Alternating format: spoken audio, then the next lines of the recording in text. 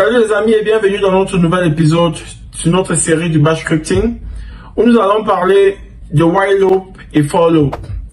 Ces notions pourront être très intéressantes pour vous en entreprise et nous allons la toucher à travers l'utilisation du while loop déjà dans un premier temps pour gérer le monitoring en termes de la présence de fichiers ou bien d'éléments particuliers dans un directoire.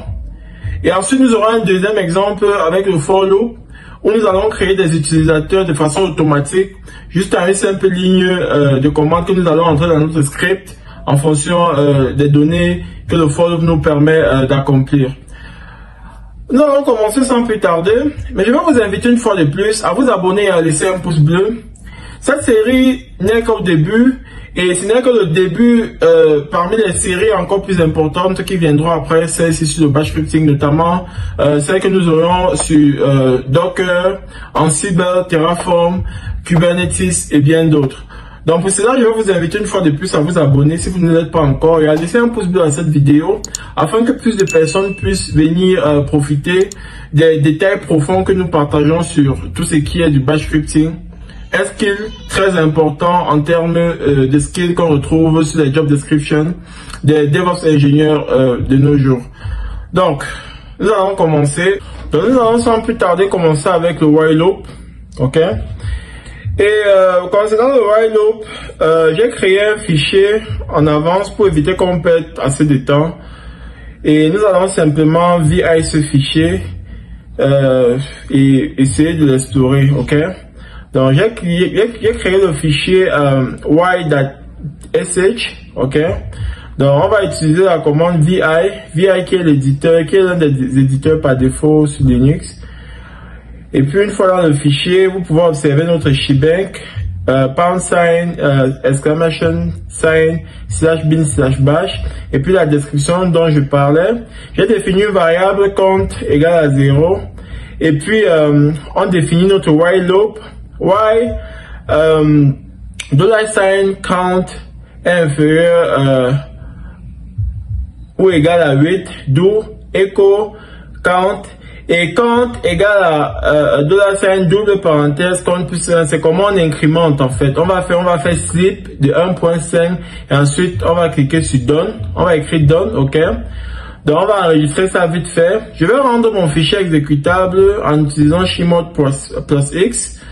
Ok, faites-moi savoir en commentaire si je ne suis pas assez explicite, je pourrais venir avec plus de détails. Et à la lecture du script, vous voyez, on a un chiffre qui apparaît un après l'autre et puis on a 1,5 secondes d'endormissement et puis la suite.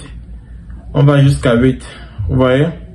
Voilà, je voulais en fait que ça commence à compter à partir de 1. Et pour ça, je vais simplement aller définir count égale à 1. Et je vais relancer le script et vous verrez que ça va commencer à lire à partir de 1. Donc vous savez déjà, pour modifier un fichier avec vi, vous appuyez I, ok, vous touchez la touche I et puis vous modifiez. Une fois que c'est fini, vous appuyez échappe 2.wq pour enregistrer, ok. Et puis je relance mon script vite fait.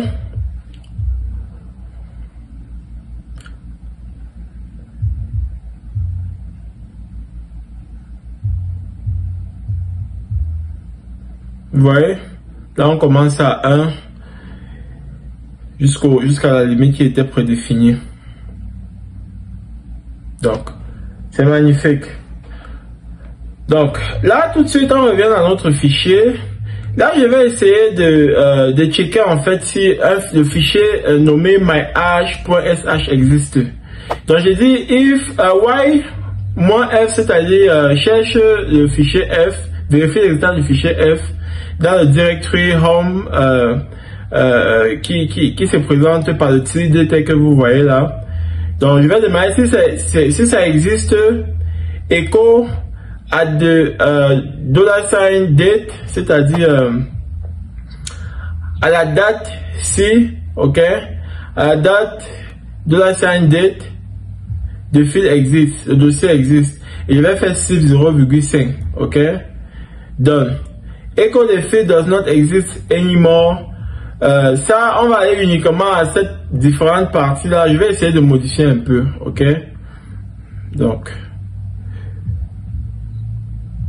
Je vais essayer d'arranger ça. Et puis à la fin, echo à des dates.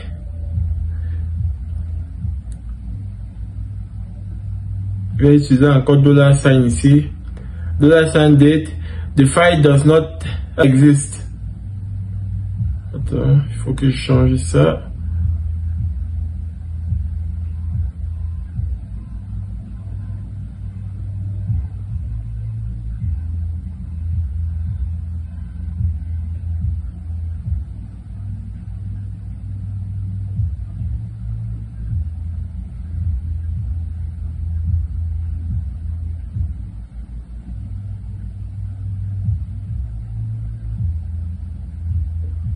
Bon, à la droite ici, là, j'ouvre une deuxième page, ok.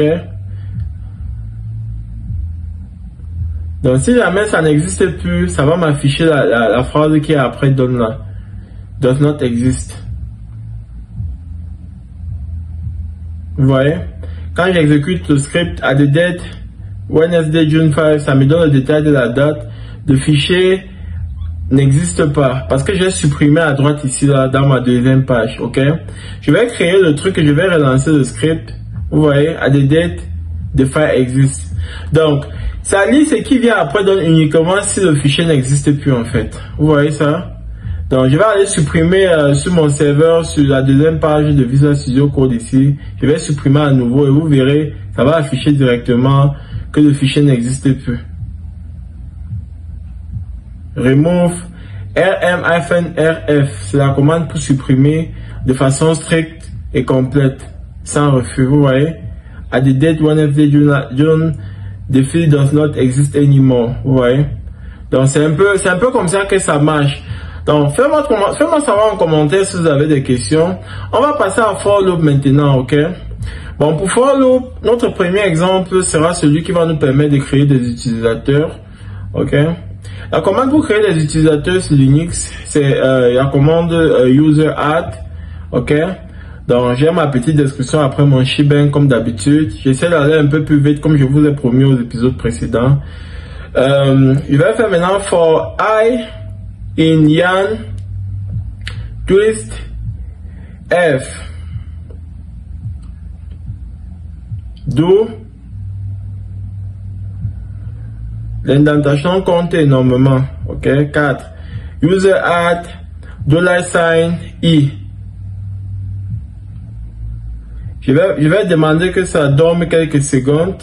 Ok. Chaque fois qu'un utilisateur est créé, que ça attende quelques secondes en utilisant sleep. Je vais faire echo.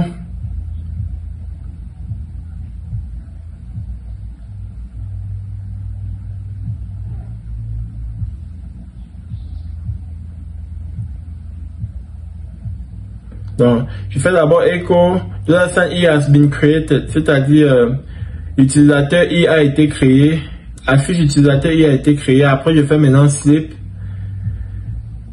3 secondes à chaque fois. Et puis, j'écris done. Donc, ça, c'est la structure. Donc, je vais lancer, vous voyez, Yan has been created, twist has been created, ça fait 3 secondes, F has been created. Magnifique. On va retourner dans notre fichier et puis je vais utiliser un autre exemple, ok. Mais avant ça, je vais dans 4etc/password pour vous montrer les 3 utilisateurs que j'ai créés. Vous voyez, donc c'est magnifique, tout est ok, tout est carré. Donc là maintenant, je vais rentrer dans mon fichier vite fait. Et puis, je vais essayer de changer un peu les trucs. Je vais utiliser les chiffres maintenant. Ok. Je vais utiliser les chiffres sous forme d'intervalle dans la collade. Entre 1 et 6. Et entre 1 et 6, je mets 2 points. Ok. Entre 1 et 6.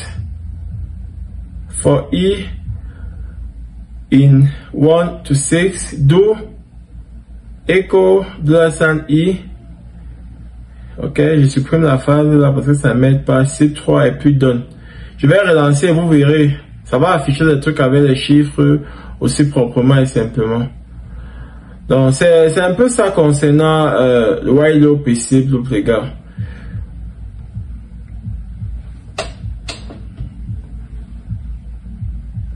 Faites-moi savoir en commentaire si vous avez des questions.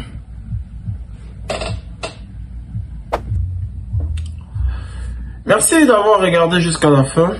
Je vous inviterai une fois de plus à vous abonner, à laisser un pouce bleu à cette chaîne et aussi à aller visiter une fois de plus ces épisodes qui ont précédé celui-ci, ainsi que tous ces épisodes que nous avons partagés sur cette chaîne autour de comment utiliser l'intelligence artificielle pour gagner en temps dans vos projets informatiques ou encore pour vous faire de l'argent. Donc, vous ne regretterez pas, abonnez-vous et checkez toutes ces vidéos. À très bientôt pour le prochain épisode. Bye.